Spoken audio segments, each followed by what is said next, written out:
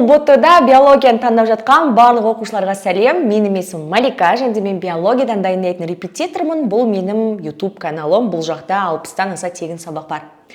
Алдыңғы жолы мен тері құрылысы және де рецепторлар деген сабақтың бірінші бөлімін шығарған болатым. Және де бүгін мен сіздерге оның екінші бөлімін алып келдім. Және де ол бүгін бізде таза теріде орналасқан рецепторларға арналмақ. Сонымен кеттік. Жалпы терінің құрылысын түсіндік, және де оның енді рецепторларын өтейін деп жатырмыз. А рецептор дегеніміз не? Рецептор дегеніміз ішкі немесе сыртқы тітіркендіргіштерді қабылдайтын сезімтал жүйке ұштары. Яғни олар какой-то бір антенна тәрізді сырттан немесе іштен қандай сигналдар келіп жатыр, соны біздің миымызға түсінуге көмектеседі. Жалпы жүйке ұштары дегеніміз всегда ол дендриттер. Жүйке ұштары, рецепторлардың барлығы ылғи да дендриттер болған. Оны просто қосымша информация ретінде айтып жатырмын, если что, естеріне сақтап алыңдар.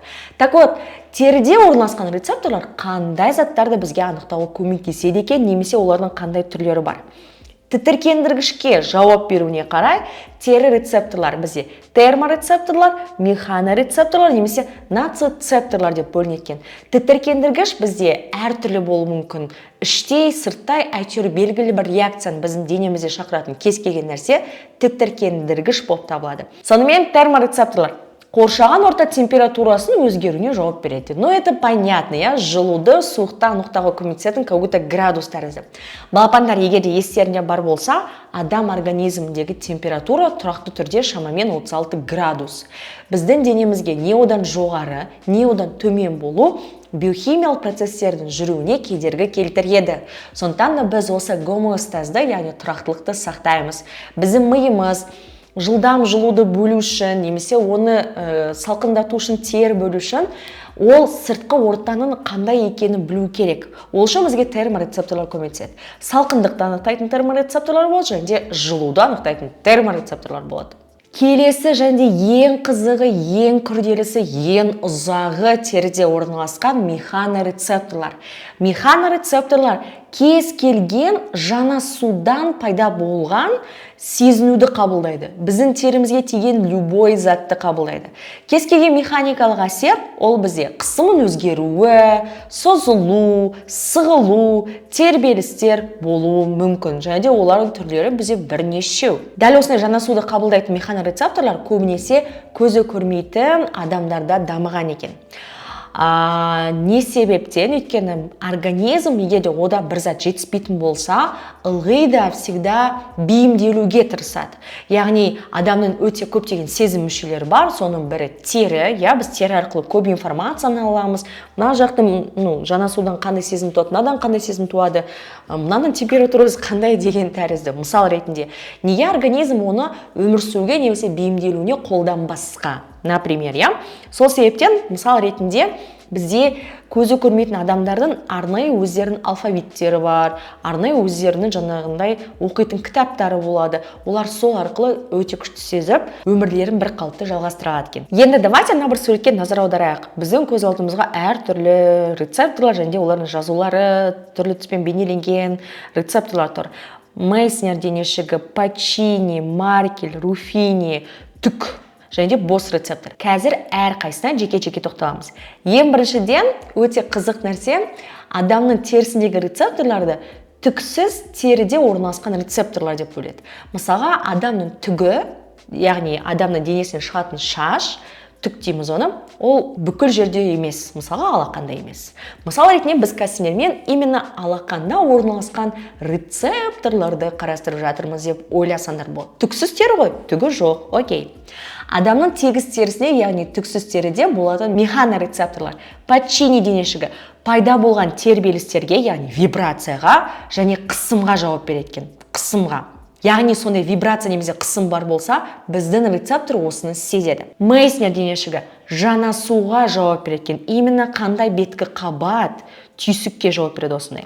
Бұл видео сабақ сендерге пайдалы болып жатыр деген үміттемін, өйткені бұл сабақ ProBio курсының қолдауымен түсірілген. ProBio дегеніміз 10 және 11 сыныпта биологияны таңдап, ұбт тапсыру арқылы Қазақстанның ең топовый медициналық және де педагогикалық университеттеріне грантқа түскісі келетін оқушыларға арналған. ProBio курсының 3 ерекшелігі бар. Бірінші, біздің өте қысқа түсінікті видео сабақтарымыз ыңғайлы платформада орналасқан. Екіншіден, мен оқушылар оқушыларға аптасына 2 рет тікелей эфирде нұсқа талдау жүргіземін. Үшіншіден, біздің кураторлар әр оқушыға кері байланыс беріп, 24/7 байланыста болады. Бұның барлығы менің авторлық методикамен құрастырылған. В общем, біздің курста барлығы күшті. Егер де грантқа түскің келсе, төмендегі сілтеме арқылы өтіп, WhatsApp-қа жаз, күтемін.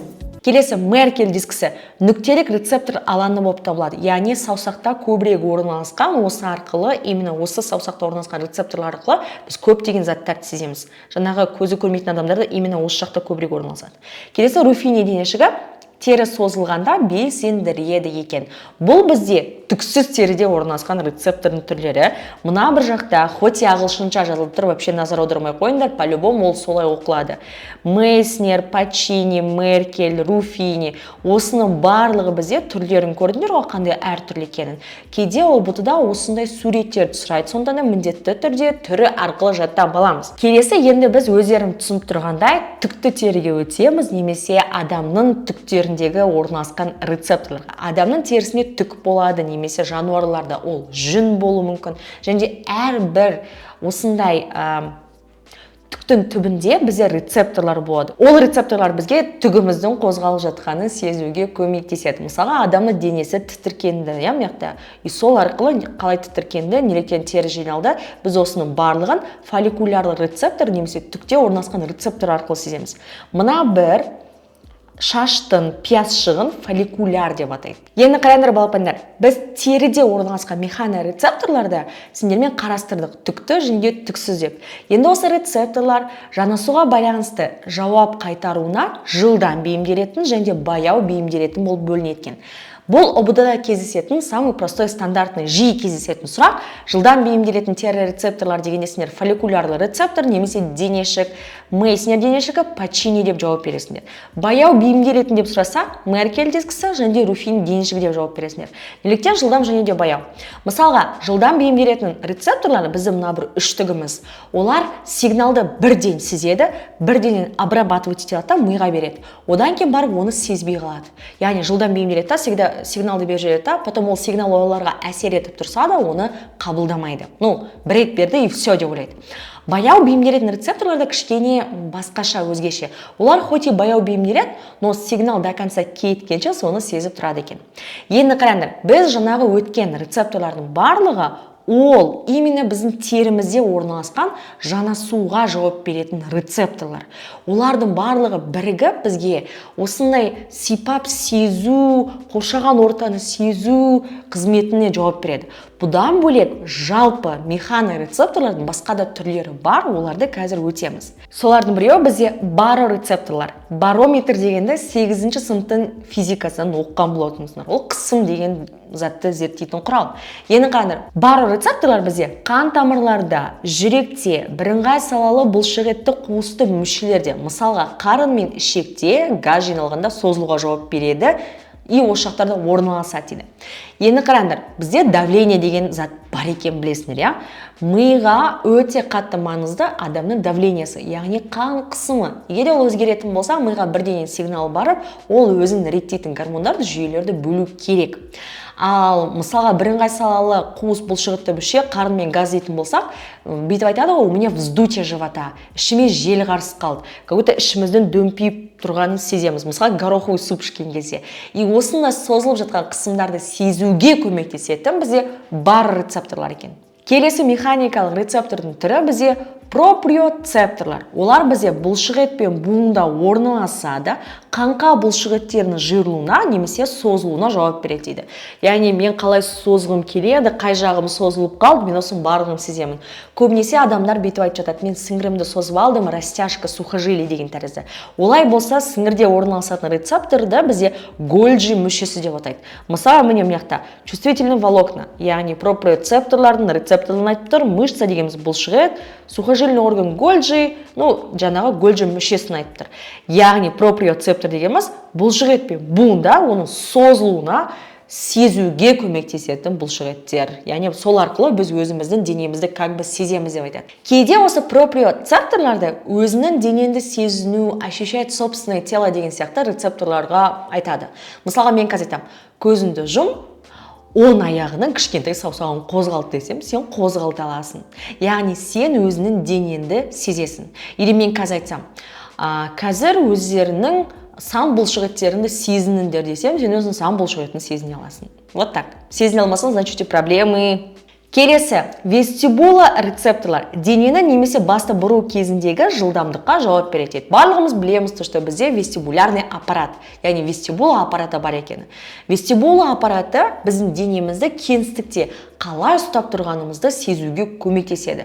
Қалай көмектеседі десеңдер, оказывается, осы вестибуланың 3 жартылай иірім 2 қапшығында, именно 2 қапшығында осыны рецепторлар орналасады екен.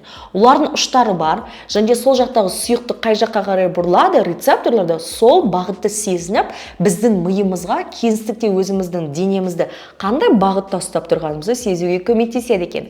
Осымен біз механикалық рецепторларды бітірдік, и үшіншісі біз ноцицепторларға өтеміз.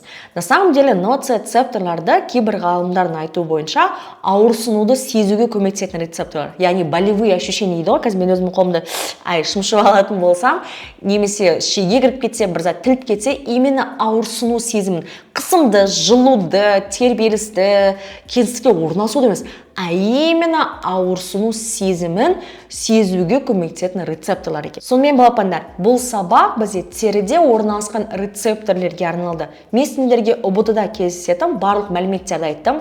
Ең бастысы, сендерде қандай күшті жақсы мұғалім болмаса да, сендер өздерің жаттықпайтын болмасаңдар, суреттерді салып, оқып, ауызша біреуге айтып бермесеңдер, олар сендердің ойларында ешқашан қалмайды. Мұғалім сендерге тек қана 20 ғана пайызды бере алады. Өзінің методикасын, сабақ беру тәсілін, материалын деген тәрізді. Қалған 80% сендердің үйде қалай оқисыңдар, қайталайсыңдар, жаттығасыңдар, соған байланысты. Так что балапандар, егер сабақ пайдалы болса, лайк басып, комментарий жазуды ұмытпаймыз. Ал егер де сендерге ұбт-ға сапалы дайындық керек болса, мен сендерді пробио мектебіне шақырамын. Дәл осылай күліп ойнап отырып, бүкіл биология оңай түсіндіремін. Төмендегі сілтемелер арқылы барлық мәліметтер берілген.